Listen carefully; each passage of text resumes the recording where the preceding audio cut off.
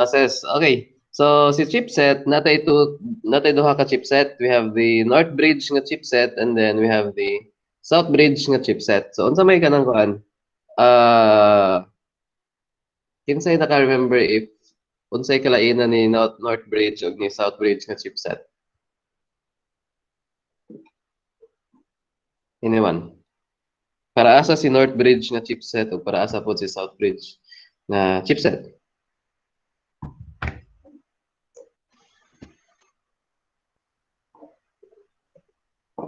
Nay naka-remember? Kung unsay gamit sa north bridge ug sa south bridge nga chipset?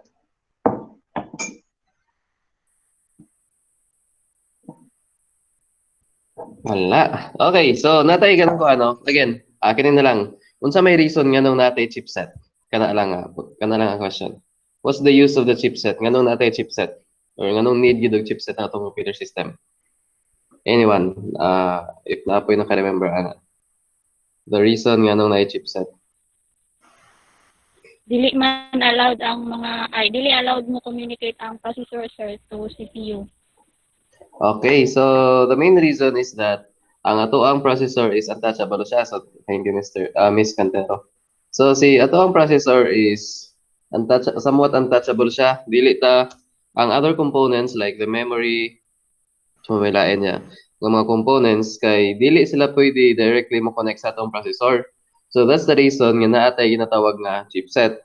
So, si chipset as the data flow management system sa ato ang computer, siya ang mo kanang kuan, siya ang murag mahimong gateway or siya sige kay naman tayo north bridge ug natay south bridge. Siya ang mahimong tulay between the components sa atong computer system padulong sa ato ang processor.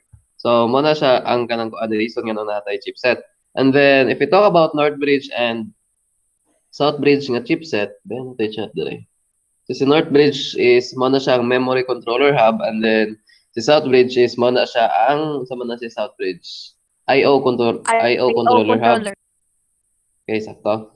So si North Bridge si South Bridge as the IO controller hub, sa iya moagi ang mga kanang kuan, slower connections, I think. Slower connections.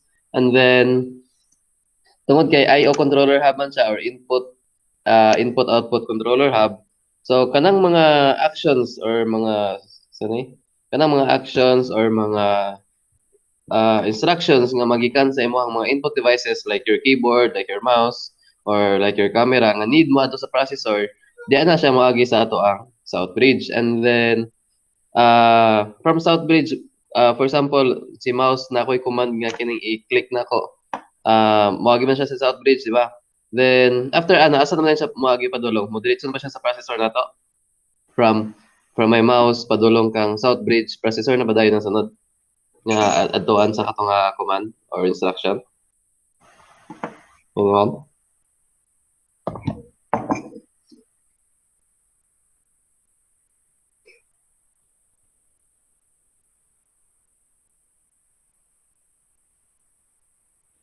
Sir. Kuan. From our South Bridge, for example, na kay input from your input devices, then moagi siya sa South Bridge, dawaton sa South Bridge.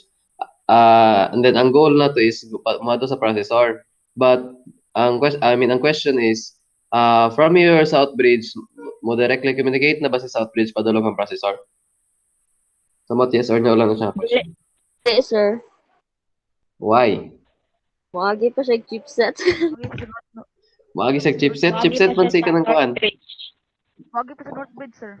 Okay, sakto. So si South Bridge, kanang kuan gyud no. Though si South Bridge is thank you kung kisa to ng answer. We have Araneta, Cantero, ug si Bation mo sira to ng answer. So si South Bridge as the kanang kuan, si South Bridge bisan pa og chipset siya, dili siya directly maka-communicate kang processor. Need gyapon siya moagi kang kinsa man kang tawag aning North Bridge nga chipset.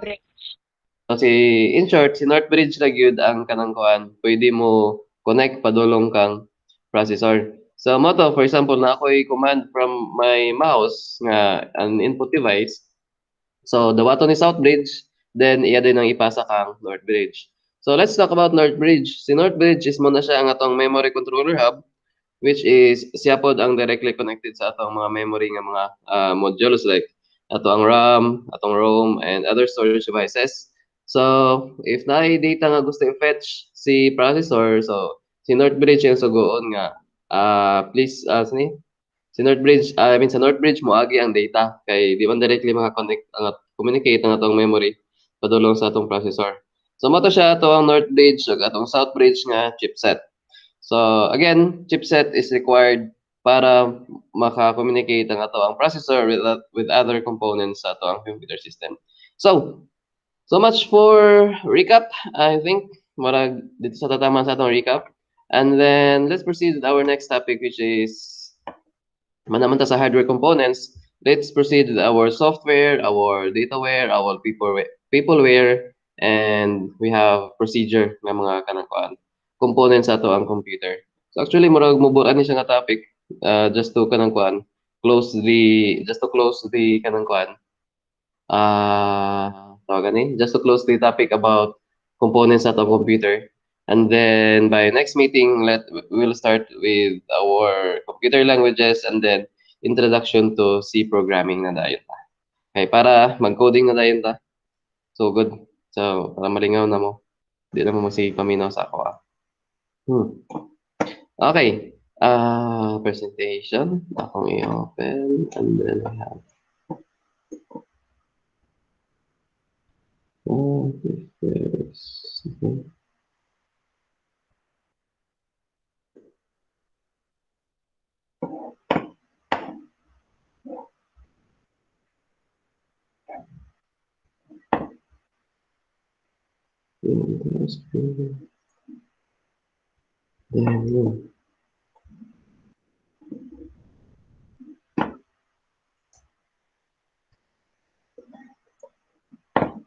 Okay, makita na ba naka-share screen?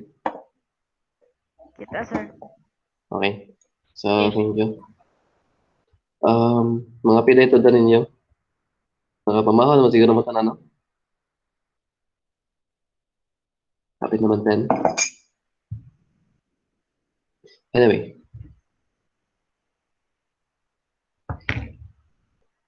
Now, let's talk about the second component sa ato ang computer system, which is, so after sa atong hardware, so napod tayo software. So, ang atong software components, muna siya itong ginatawag ko as programs para sa ato ang computer.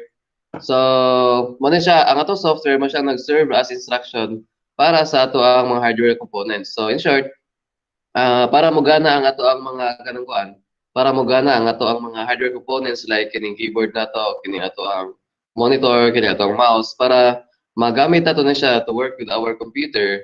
So we need software or program para magamit nato sila. So dili na mo kanang kuan gyud, dili mo work if kanang kuan wala tay software para magamit atong hardware components. So ang atong kanang kuan programs mo na siya ang magstorya or mo na siya ang mo storya sa atong computer kung unsa ang ilang buhaton. So for example, si processor is a hardware component. So ang program or ang kanang kuan, ang program or ang software mo siya moingon sa iya nga mo ni ang buhaton and then unsaon niya pag accomplish atong iyang dapat buhaton. So mo na siya ang ato ang program or ato ang software.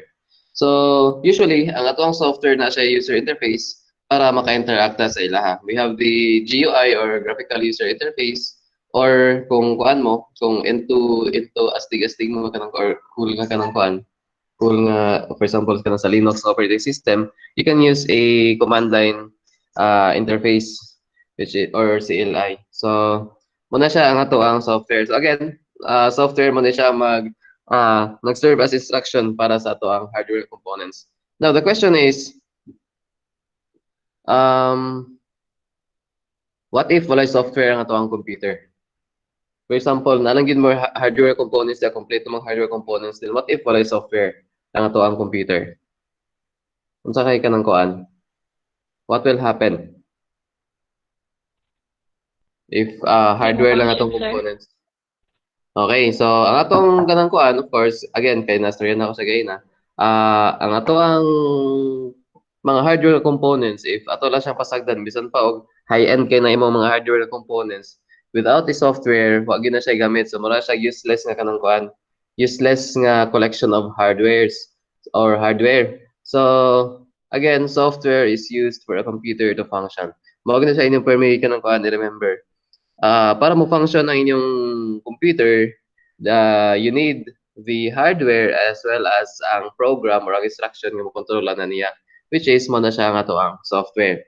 So ang atong software, we have two categories, the system software and then the application software. So unsay kalainan na nila. So ang atong system software mo na siya ang mo siya ang programs nga needed to control or maintain the operations of the computer and its devices. In short, kining system software mo na siyang programs nga directly related to controlling our directly related to controlling our hardware components. So mo na siya atong system software. And then atong system software mo pwede siya mag-provide og platform para sa atong application software. So the idea of kanang kuan the idea of the system software as the platform for application software is because diya na to gikan kuan, diya na to gina-install ang ato ang mga applications. I mean, on top of the system software, diha na to gina-install atong application nga software.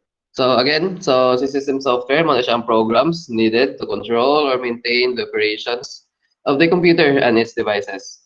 Mo gini siya ang software nga directly connected or directly related in controlling our hardware nga mga components. So interface between the hardware and the application. So we have two types of system software. We have the kining ato ang kuan operating system as well as utility programs. So ang kining ato ang operating system kinsay familiar og operating system?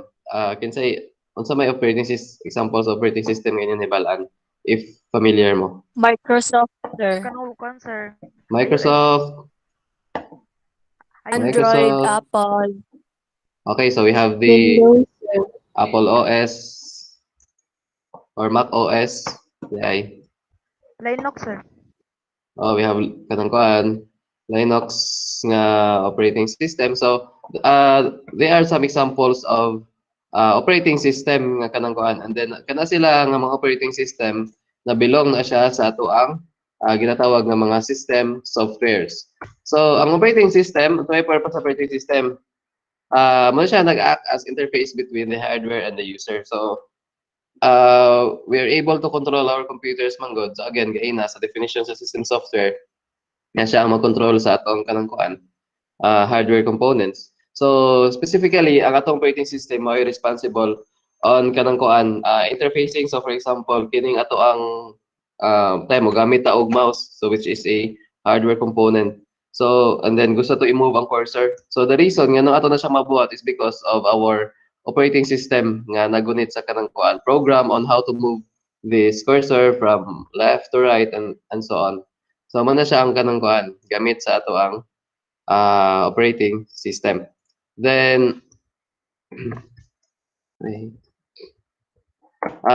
every computer must have at least one operating system. So again, ang ato ang kanang kuan, ang ato ang computer must have at least one operating system. So the reason, so unsay pasabot if maingon ko nga at least one operating system? Unsay kanang kuan, unsay implication ana kung maingon ko nga ang isa ka computer kay dapat na at least one operating system. Unsay implication if maingon ko at least one lang? Anyone? So if maingon ko at least one, pasabot ba ana pwede ko magdugang og lahi nga operating system? Pwede ba ko magkanang kuan? Pwede ba duha tulo ka buok operating system nga ako ang ibutang sa akong computer? Pwede ba na siya? Anyone?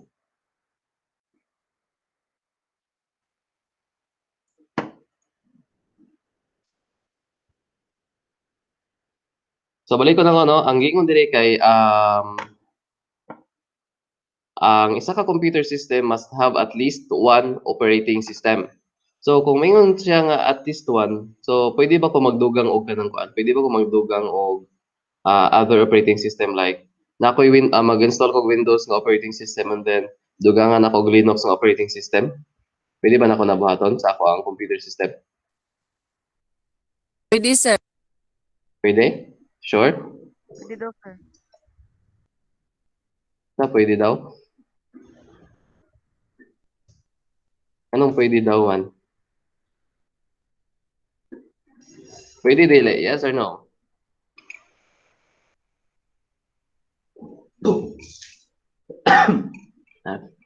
Paita sa kape, oy. Sorry. Pwede dili.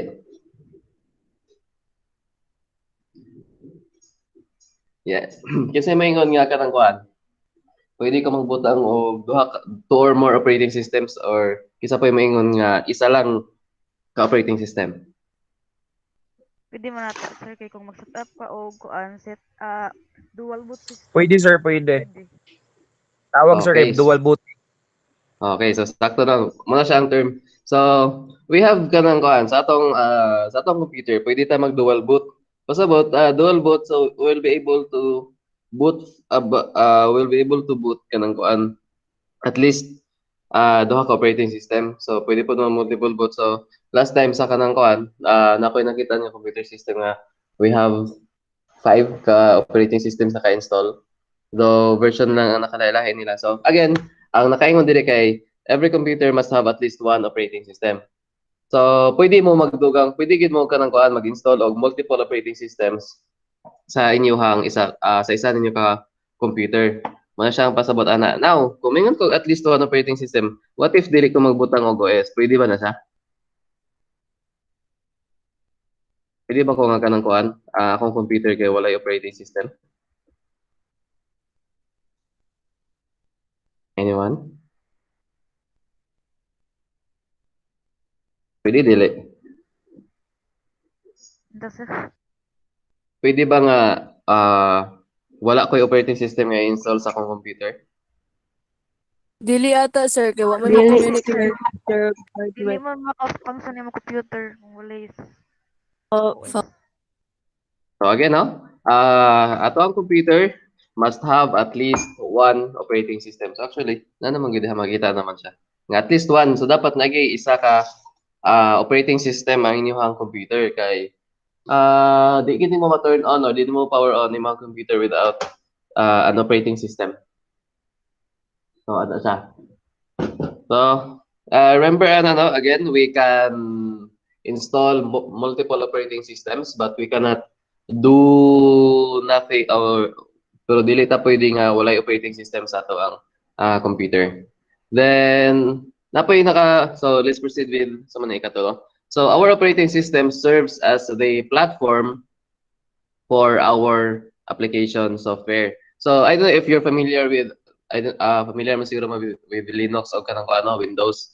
So ang kanang kuan na certain applications where ma-install siya sa Windows and then napoy certain applications nga ma-install sa Linux but some of the applications kay sa pasabot ako. Again, so naay mga applications wherein ma-install mo siya sa Windows but dili mo ma-install sa Linux and then naay applications po nga ma-install mo sa both operating system. So, ang atong operating system ang good, muna siya ang somewhat kanang diha nato i-anchor ang ato ang mga application. So, if atong siyang kanang kuan, if ato siya i-visualize, somewhat si operating system siya ang kanang kuan. Kung naamoy, for example, sa pagkaon, naamoy bawnanan or ano na lang, for example, sa multicab, sakay mag-multicab, si multicab, siya ang operating system. So, if nakaipang ang katong mga pasayro, muna siya ang mga applications. So, somewhat inana ang idea sa ato ang operating system o application software. So, si operating system, again, siya ang nag-serve as platform para sa itong application nga ipang-install. So, siya gid mismo ang mo-manage sa ato ang mga application nga ipang-install. Muna siya ang gamit sa ato ang operating system. Then, some of the applications nga kanang kuan kay ma-install lang siya sa isa lang ka operating system. Usually is ang setup nga ang pang Windows nga application is sa Windows ra pud siya ma-install. But there are some siguro nga kanang kuan I haven't encountered kanang applications na pwede ma-install sa duha ka system, sa duha ka operating system. nga directly yun. Though sa Linux, you can install mga Windows nga mga application, but need ka og something like sa may tawag ani. Dili mo siya directly install sa imong Linux nga kanang kuan operating system. I-install mo siya with third party nga application. So, ina na lang ang idea sa ato ang operating system. And then if mag-on ta og computer, ang portion sa atong operating system kay masulod or mabutang sa atong memory while the computer is on. So if inyong i-check ang inyong kanang kuan, if inyong i-check ang inyong RAM sa inyong task manager, you'll be able to see a portion of your operating system nga nakasulod dito. So same no, so si RAM gamit gyapon si RAM kay dito man niya gisulod or dito man masulod ang kanang kuan portion sa atong operating system every time nga naka-on atong computer. So again, we have our system software that mo siya ang kanang kuan. We have our system software that controls or maintains the operations of the computer as well as yung devices of the computer. And then first type of system software is we have the operating system. So ang operating system is mo siya ang nag-act as interface between hardware and or user, and then every computer is required siya na ay at least isa lang ka operating system. However, we can put multiple or we can install multiple operating system sa isa ka computer. And then, ang atong operating system siya ang nag-act as platform for our application software. So in short, diha ma-install ang atong kanang kuan. Diha ma-install ang atong mga applications nga mga like games or mga Microsoft Office nga mga applications. Diha ma-install sa ato ang operating system. And then, so portion of operating system load and station. So again, mo na siya. Every time natong yon natong computer, mo take na siya og portion sa ato ang random access memory kay dito niya isulod ang part sa imong OS. So mo na siya ang ato ang operating system. So unsa may function sa atong operating system? Ang atong operating system is mo na iya mga functions. So memory management, processor management, sa pamilayan niya. We have the device management, file management, security, control over system performance, job accounting, error detecting aids, coordination between other software and users. So, ang atong operating system is more likely or more of responsible sa tanan nga kanang kuan. Tanan nato nga hardware nga components. If makita ninyo, most of these functionalities is related sa atong hardware components. So, as ang operating system as kanang kuan, as one of its function ang memory management, siya ang nag-keep track kung kanang kuan. Siya ang nag-keep track sa atong primary memory which is our random access memory. Kung i-check ni siya ang nag-keep track if unsa nga portion ang nagamit na and then kinsa ang nagamit ang nga portion of our primary memory. Then si operating system pod if magkanang kuan ta, siya pod ang mag-decide kung unsa mga applications or unsa mga processes ang pwede ang isulod sa memory as well as unsa kadako nga memory size ang iyang ma-consume sa ato ang random access memory. And then memory management gihapon, si operating system gihapon ang mag-allocate og memory para sa mga processes nga mag-request og kanang kuan memory para iyang magamit. And then afterwards, if mahuman nagamit ang kato nga portion sa memory, si operating system pod ang responsible para ma-clear up to siya nga portion sa memory nga gigamit sa kato nga application or sa kato nga process. So muna siya ang function ni operating system as part of the memory management niya nga functionality. Then processor management. So sa processor management nga end, ang ato ang processor siya ang responsible on keeping track of kanang kuan processes nga gina-process karon sa atong processor. So siya po ang mag-control sa traffic sa ato ang processes. So kay ang atong kanang kuan ang atong processor kay di magid na siya ingon nga kanang kuan kaya gid niya kuan tanan, i-process tanan sabay-sabay. So si operating system as part sa iyang functionality ang processor management. So iyang i-keep track ang mga processes as well as iyang i-control ang kanang kuan traffic sa ato ang mga processes. So siya ang magkanang kuan kung kabasin og ang atong processor kay nakuan na ba na bottleneck na nga dili na siya kanang kuan ka process. So si operating system ang responsible pag kanang kuan ana pag-manage sa mga processes. So allocate sa processor to a process, and then afterwards if mao man na og kanang kuan, if mao man nag-process ang isa ka process, so i-free na dayon niya ang processor nga okay manana ni nga process, so delete na siya sa imong kanang kuan, sa imong mga tasks. Then next is we have device management. So sa device management, si operating system siya ang mag-keep track sa ato ang mga devices or mga components sulod sa ato ang computer. So program responsible for this task is known as the I/O controller.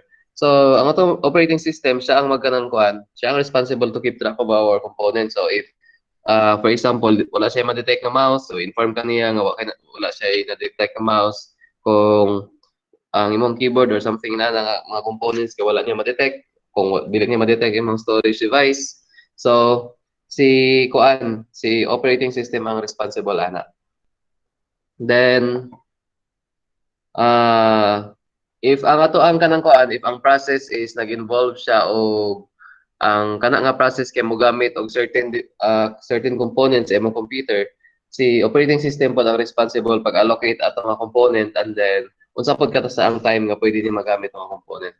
So inana ka kanang kuan, inana ka complex ang trabaho ni operating system.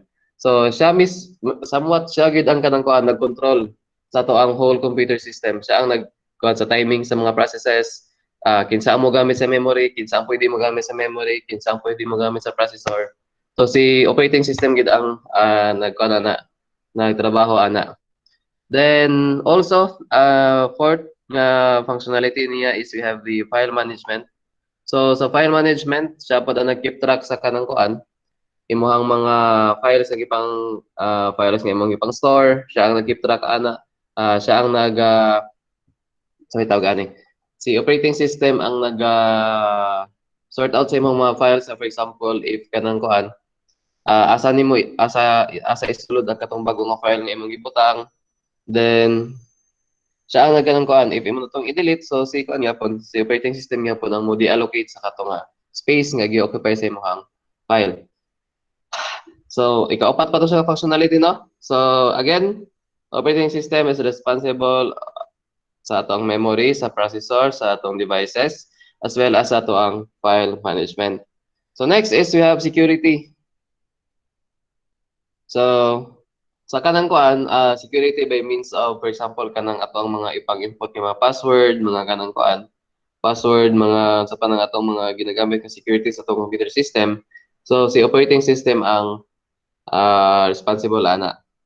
Then control over system performance, if magstorya ta about kanang kuan, system performance, ang atong computer system is nag-learn na siya nga if makita niya kanang kuan, if makita niya nga gina-record niya ang every processes nga imong ginabuhat, and then gina-optimize niya ang every process. So for example, if nakita niya nga, uy, kanang kuan, grabe man ang delay ani nga process. So iya dayon ang ikanang kuan dayon nga mas allocate niya og time ang kini nga process, or iyang i-optimize pa gyud ang process or ang mga components nga pwede magamit. Iyang magamit. Then job accounting, sa job accounting nga part, siya mo keep track sa time and resources na ginagamit sa ato ang mga ginagamit sa ato mga processes as well as mga users. Then error detecting aids, we have, of course, I don't know if kabantay mo anang sa inyong sa settings nga part, pwede mo actually ninyo makita dito ang mga kanang kuan, ang mga errors na na-generate sa imong computer system. So if na siya ma-face, for example, kanang mag-blue screen ninyo ang computer, makita ninyo ang dampan ang kanang kuan, makita ninyo ang dampan ang error or ano nga problem sa inyong system pod. Then coordination between other software and users. So operating system, so siya na pod ang bahala nga mag-coordinate sa imong mga kanang kuan gipanggamit ng mga application software as well as system software. Especially if mag-conflict gani ang kanang kuan, mag-conflict ang resources nga gamiton sa inyong mga application software. So si OS ang bahala na nga mokuha na nga, okay, si application 1, ikaw sa gamit ani sa application 2 kay sunod na ka, mga later, mga pila ka milliseconds, ikaw na po ang mogamit. So muna siya ang some of the functions nga na ginabuhat sa ato ang operating system. So medyo daghan siya. We have at least kini mura ni siya ang kanang kuan major nga functionalities. Memory management, processor management, device management, file management, security. So in short, si operating system siya ang sabi matawag na to ni operating system. Siya ang kanang kuan. Siya ang nag-manage sa tanan. Ano lang. The operating system ang nag-manage sa tanan nga ginabuhat nato sa tong computer. As well as ang mga nasa likod, mga back-end pa nga part nga ginabuhat sa tong computer. Si operating system ang nag-manage ana. And then so, mo to siya itong ganang kuha ng first type of system software. So, another type of system software is mo na siya ito ang utility programs. Now, if you talk about utility programs, familiar gid ta ani nila nga kanang kuan. So, natay duha ka type of system software no. Again, we have operating system, then second is the utility programs. Para asa man ang utility programs? Ang utility programs mo na siya ang mag-allow sa to perform maintenance type nga tasks. So for example kanang kuan, for example kanang mga mag scan mo sa inyong computer if na may virus, mag-backup mo sa inyong mga files, mag-defrag mo sa inyong mga files. So si utility programs ang responsible ana. And then luckily, I mean fortunately, ang atong mga operating system is na siya mga kanang kuan, na siya mga included daan nga mga utility programs such as antivirus, mga backup software as well as disk management tools. Na siya daan. So for example, to make sure na kanang kuan, ang isa lagi sa akong ginagamit nga kanang kuan is kining defragmentation nga tool sa ato ang operating system kay defrag daw ko ba? Ang idea sa defragmentation is sometimes manggod ang kanang kuan, ang atong memory is ma-occupy siya sa time full na siya hapit and then natay pang delete nga files. So katong mga space nga gi-occupy na ato is ma-blank to siya and then sa mga pagputol-putol. So ako ra na explain next time siguro kung unsa idea sa defragmentation. So these are some examples of the antivirus and some examples of utility programs nga naa sa ato ang computer. Embedded na sa daan sa atong operating system. So mo to siya ang two types of system software nga naa sa ato ang computer. We have the operating system and utility programs. Any questions or clarifications? Okay, medyo labad gid to tanan akong ipastorya. Okay? Lagi. Any questions or clarifications about the operating system and utility programs? Anyone?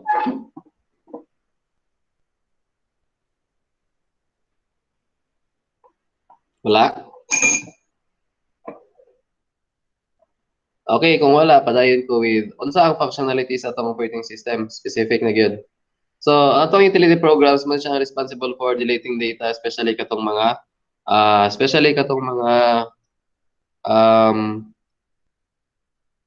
tawag aning mga affected ng mga files nimo like na virus ng mga files. And then disk defragmentation, so ano na lang explain ako ng disk defragmentation. So sometimes manggod, for example, sige sa Excel na lang ko. So sa inyong mga computers, if na mo computers ninyo, make sure to kanang kuan defragment your memory once in a while kay useful na siya para kanang kuan ma-optimize ang memory. So inani ang ideas sa defragmentation. So for example, kini siya nga part is na-occupy ni siya sa ato ang kuan. Na-occupy ni siya sa ato ang or for example, mo na itong memory kini. Then kining mga yellow nga part is mo na siya ang naisulod. Makita ninyo naka-share screen. Yes, sir. Kung sa'yo naka-share screen sa karon. Excel, sir. Excel. Okay. So, sige, thank you. So, for example, kining mga yellow is mo ni siya ang occupied or na-files ana nga nakabutang.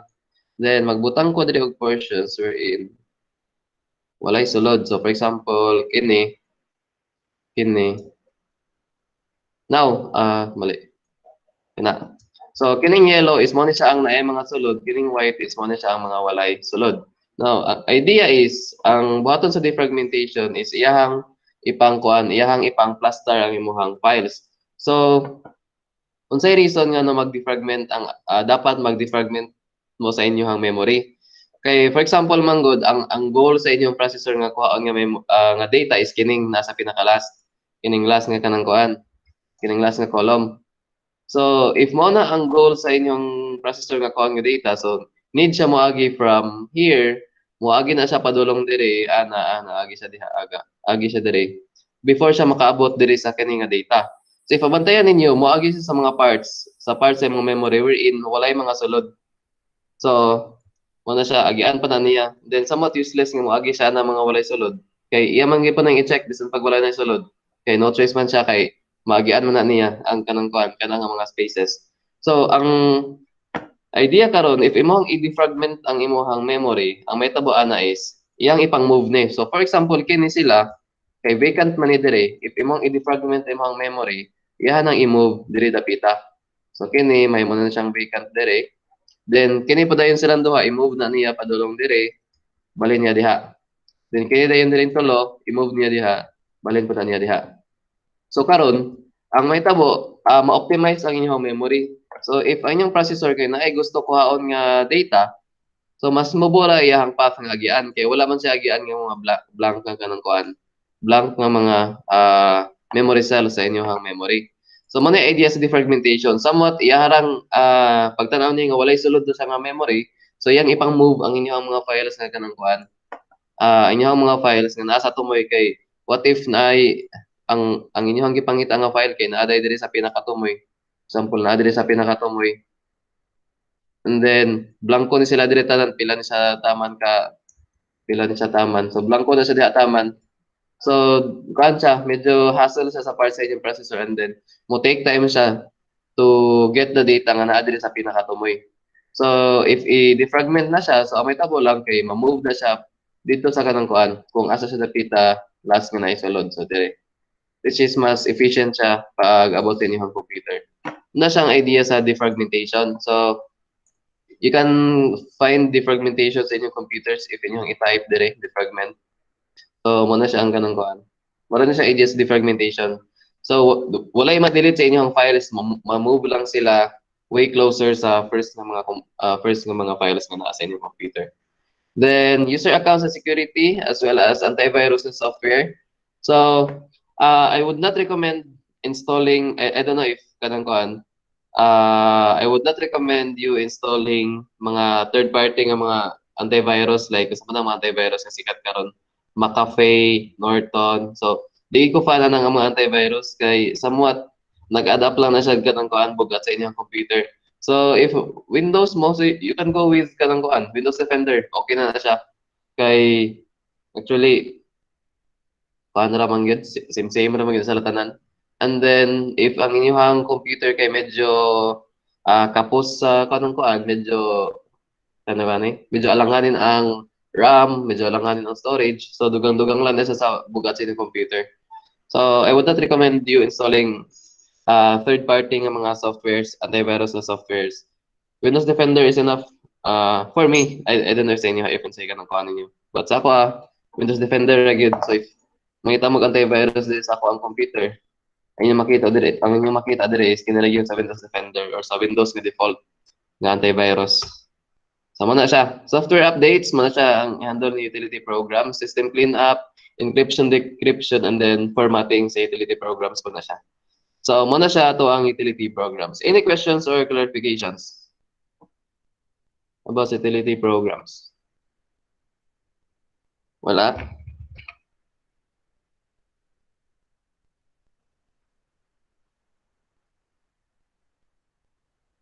Okay. So let's proceed with our application software. So naman tayo duha ka types of software. We have the system and then the application software.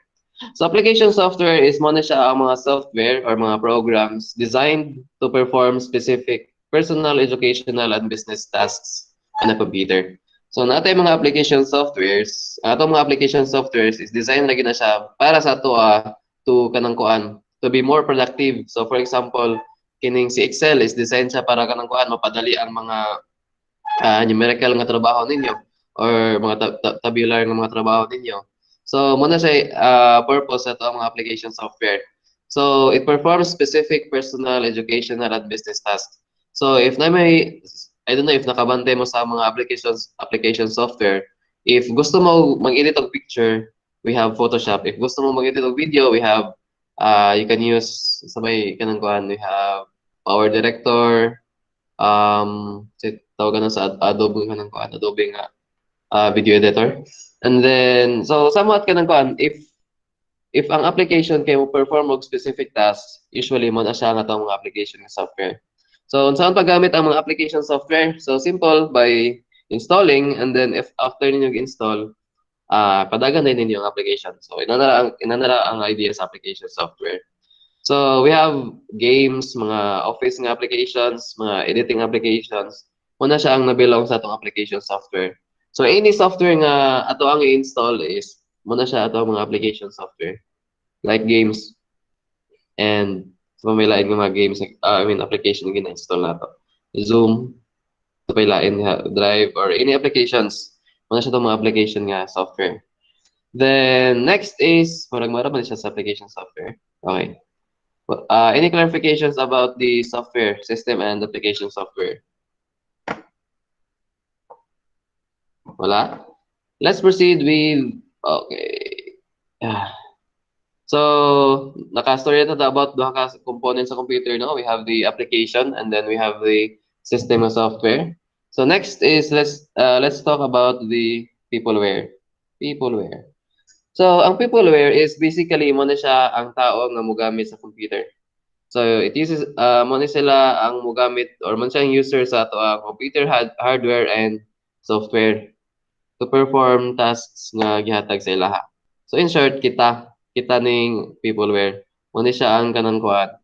Kay ang atong computers dili enough nga natay hardware, natay software, dili enough usahay nga running nato ang computer kay ang atong mga computers kay need man sila og human intervention. So mo na siya nga need nato para mo work nato ang computer system, we need people to operate the computer. Mo na siya nga naay peopleware.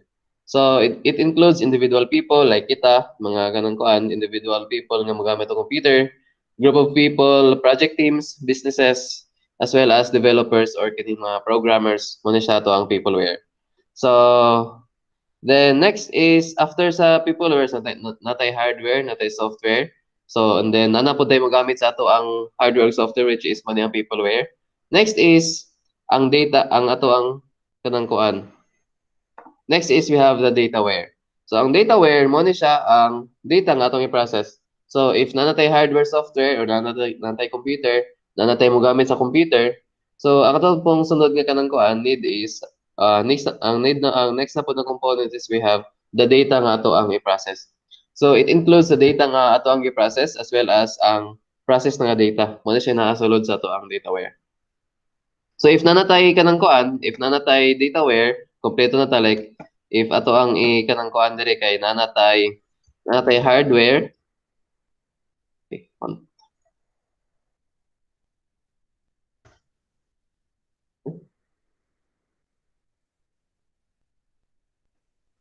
So if nanatay hardware, then nanapod tay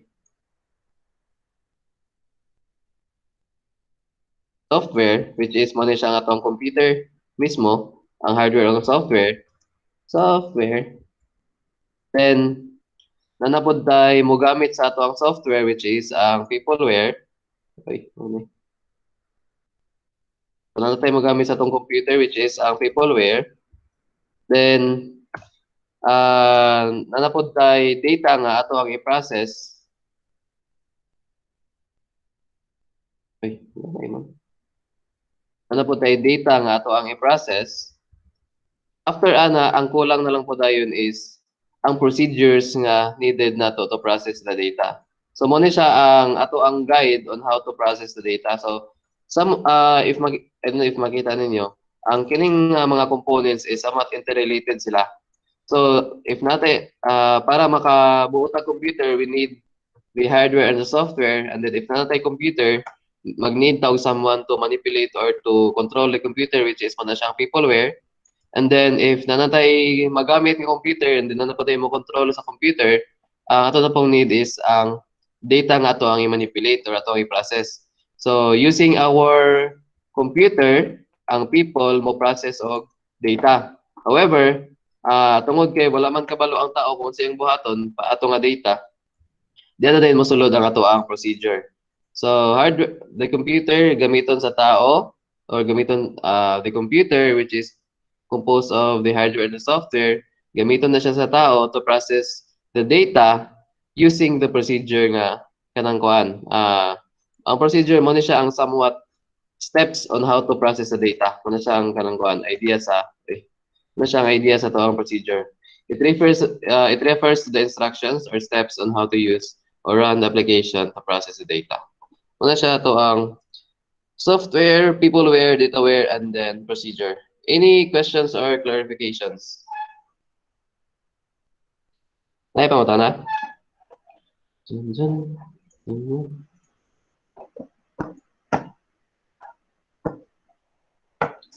So, wala pa na. So, I'll be uploading tomorrow at comprehension check. Somewhat kinang ano siya, short quiz about the topics discussed from hardware to software, I mean hardware to procedure. So, I'll be uploading tomorrow or tomorrow. Okay, tomorrow lagi. So, I'll be uploading tomorrow a short quiz on the topics discussed from hardware to procedure. So, any questions or clarifications? Then, sa LMS, lagi hapon. So, wala na bang may problema about sa inyo hanggang ang kuan, LMS? Wala na, sir. Wala na, sir. Okay. So, if wala na questions or clarifications, I think that 10:20. I think that would be all for this meeting. Thank you for attending the class and then God bless. Thank you, sir. Thank you, sir. Thank you, sir. Thank you, sir. Walang dantaw.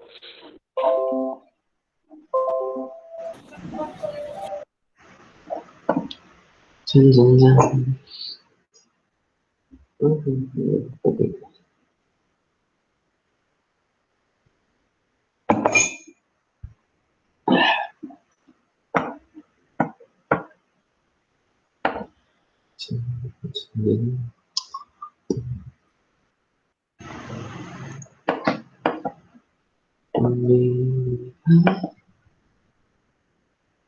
Tubay.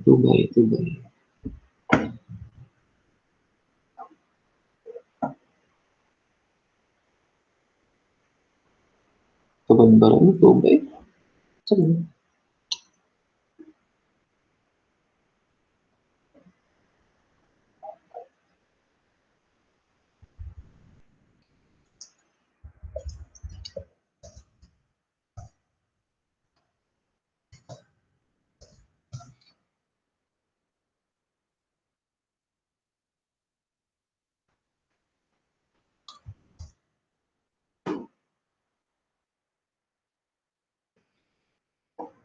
Dyan.